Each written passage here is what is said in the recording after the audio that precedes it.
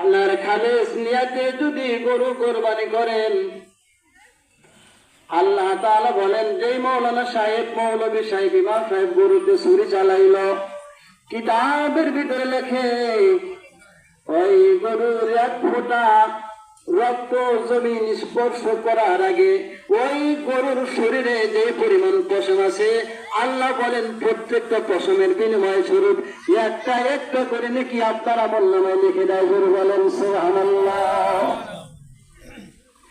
শুধু কি তাই, এই গরু যদি তোমরা কোরবানি করো, হালাল টাকার কোরবানি করো, তোমার সামর্থ্য আছে, সামর্থ্য অনুযায়ী কোরবানি করো।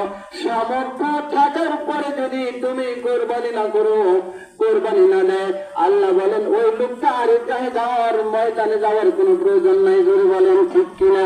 সামর্থ্য আছে,